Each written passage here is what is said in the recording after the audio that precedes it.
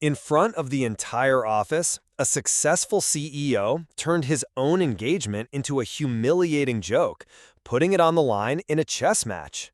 He laughed as he challenged an older black janitor, thinking it would be an easy public spectacle. But Terrence Miles made one move and flipped the entire game, forcing everyone in the room to reconsider who the real king was.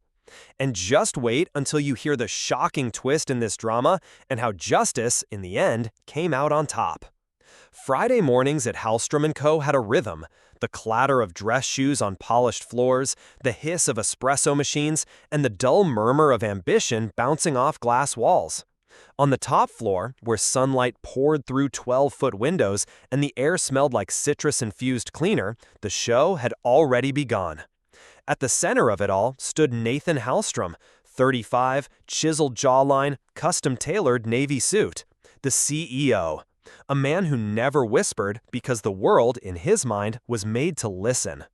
He lounged near the glass railing overlooking the lower floor, cradling his usual oat milk cortado like it was a symbol of cultural superiority. "So, I told her," he announced, voice loud and smooth, "you beat me in chess, and I'll drop to one knee. Right there. That's the deal." A few assistants laughed too hard. Others smiled nervously, unsure if this was a real anecdote or just one of Nathan's trademark power flexes. Either way, they played along. That was the unspoken rule on the top floor. Laugh when he talks, or become invisible. "She said, 'Nathan, I don't even know how to play chess,'" he went on, chuckling. And I said, "That's not my problem, sweetheart. I'm undefeated." A polite wave of laughter echoed again, tight, corporate, rehearsed. And yet, behind them all, someone kept moving, quietly, deliberately. Terrence Miles, janitor. Gray shirt, navy pants, faded work boots, 50-something, tall, broad-shouldered, slightly hunched. He pushed his mop with the patience of someone who had long ago made peace with being overlooked. But Nathan spotted him. Maybe he was bored. Maybe he needed a new target. Or maybe, in a moment of arrogance dressed up as playfulness, he wanted to test just how far his reach extended. "What about you, Terrence?" Nathan called out, flashing that white smile designed for boardrooms and magazine covers. "You play chess?" The room paused. A few glances darted back toward the janitor. Most expected him to laugh it off, maybe nod, then return to cleaning. Terrence stopped, straightened up, wiped his hands on the rag tucked in his waistband, then looked directly at Nathan, not with defiance, not with fear, but with an unreadable calm. "I do," he said. That's when the snickering started. Softer this time, less like laughter, more like the sound of people watching a punchline take shape. Nathan grinned. "Well then, here's an offer. Beat me in a game, and I'll propose to Victoria right here, right now. What do you say?" The air shifted. Nobody moved. No one expected this to go further. It was supposed to be a moment, a corporate anecdote, a bit of theatrical nonsense to cement Nathan's throne at the top of the pyramid. But Terrence nodded once. "I accept." Just like that. No smile, no hesitation, no wink to suggest this was part of the act. It wasn't. And for the first time that morning, no one laughed. The break room had never seen this many people.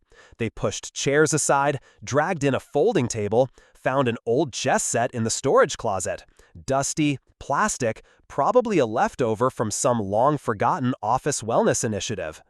People gathered, phones in hand, some pretending to check emails, most watching, waiting. But this wasn't about chess. This was a performance, a ritual. A CEO on his throne and a janitor pulled onto the stage. Nathan sat first, legs crossed, tie loosened just enough to suggest comfort. Confidence dripped off him. His voice was relaxed, performative. He looked out at his audience, not at his opponents. "Best of luck," he said, with a smirk that wasn't about wishing luck at all. Terrence didn't respond. He moved without hurry, adjusted the pieces, gently brushing dust off the board. His hands were rough, steady. He sat still, eyes scanning the board like he'd been here before, many times before. Just not in this room. Nathan opened with a flashy pawn move. Quick, sharp. The kind of move made by someone more familiar with showing off than thinking ahead. The onlookers chuckled quietly. Terrence responded. Nathan responded. Nathan pressed forward again. Casual, showy. Another move. And then, Terrence's hand hovered, paused, and landed with a soft tap on the board. Checkmate, he said, almost like an afterthought. The room didn't react right away. The silence wasn't dramatic. It was confused, slow, dense. Nathan blanked, then leaned in, then looked again. No, that's not, he began, shaking his head. But a whisper had already started moving through the crowd. An intern, barely out of college, was scrolling through a chess forum on his phone. The CO whispered to a VP. Someone started replaying the moves on their screen. The cameras were still recording, but now the lenses had shifted in tone. 3 moves. A modified variation of Fool's Mate, the rarest kind of victory. Not luck, not trickery, precision, timing, intention. Nathan's face had changed, the smile gone, replaced by a tightness in his jaw, a weight behind his eyes that hadn't been there before. And Terrence? He just sat back, calm, still, like a man who had nothing more to prove. The energy in the room cracked, not from applause, not from noise, but from the quiet realization passing from person to person. This wasn't about a game. It was a reversal, a shift in gravity. And for the first time in that sleek, spotless office tower, people weren't laughing. They were watching and wondering, and maybe, just maybe, feeling a little ashamed. By late afternoon, the office wasn't buzzing anymore. It was whispering. The HR department had moved into quiet damage control mode, scrubbing social media mentions, advising silence, reviewing contracts. Phones had stopped recording, but the memory of what had happened in the break room was already etched into every screen, every side glance, every uncomfortable pause near the elevators. Nathan had disappeared behind a locked office door. No follow-up comments, no jokes, no spin. And slowly, inevitably, the questions began. Who is he? Did you see the way he moved? Was that luck or... People searched, talked, asked around. Most had never even learned his last name. Terrence Miles. That was it. No LinkedIn page, no business cards, just a name embroidered in faded thread on a janitor's uniform. A name nobody had bothered to ask about. Until now. Someone from accounting mentioned that he once saw Terrence reading a book on chess theory in the staff lounge at midnight. Another remembered he never missed a shift, even during the snowstorm last year. Walked 3 miles when buses stopped running. But the real answers came slowly, from those who'd known, quietly, all along. Terrence used to be a chess coach. A good one. Former state champion. Local legend in a small town 3 hours outside the city. He once ran a youth program that sent 4 students to nationals. Nearly qualified himself, too, back when life was simpler. Then came the crash. Not a dramatic one, just the kind that piles on until something breaks. A family tragedy, a pile of hospital bills, a mortgage. The kind of storm that doesn't make headlines, but leaves a mark just the same. He picked up the night shift at Hallstrom & Co. for stability, to put his younger sister through college. She graduated with honors 3 years ago. Now she's a nurse. Through it all, Terrence never asked for anything, never interrupted meetings, never corrected anyone, never tried to explain who he had been or what he still was. But he watched. He listened. And that morning, when Nathan turned something as sacred as love into a prop for ego, Terrence recognized the moment, not as an opportunity for revenge, but as a line being crossed. Later, when someone from the communications team asked him for a comment, maybe hoping to turn it into a soft human interest piece, Terrence just shrugged. "I didn't do it to humiliate him," he said, voice steady. "I just don't think love should ever be a prize in a bet. That's all." He didn't say anything else. He didn't need to. Because by then, the office no longer saw a janitor. They saw a man with a spine of steel, hands shaped by work, and a mind sharp enough to outmaneuver a CEO in under 60 seconds. They saw quiet greatness, and for the first time, they respected it. By Monday morning, the story was everywhere. Not in official memos or company updates, of course, but online, in whispers, in the headlines people were reading behind minimized spreadsheets. Janitor Checkmate CEO in 3 moves. Corporate king humbled by the quietest man in the room. Chess and justice, a masterclass in dignity.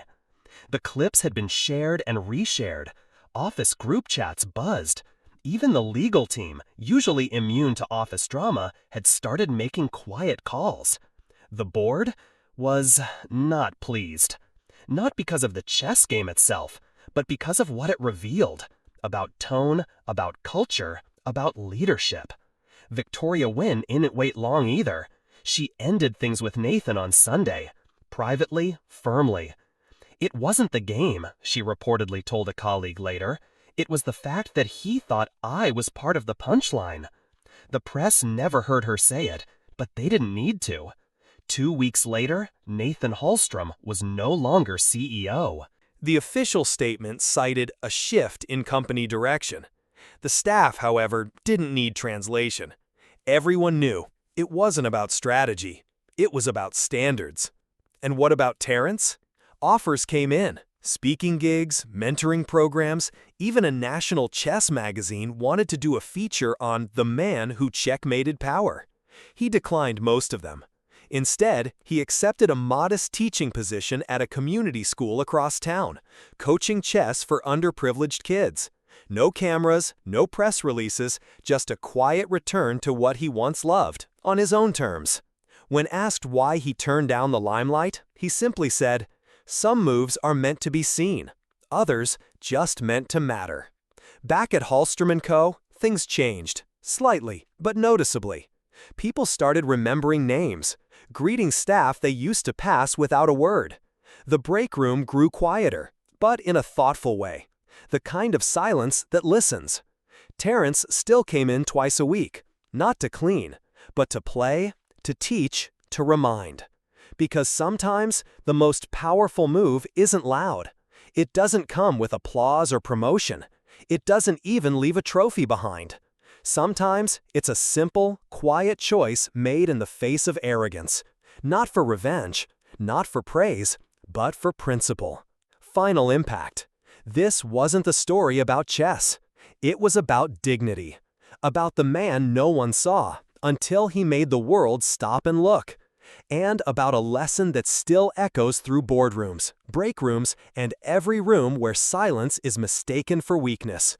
Respect is never optional.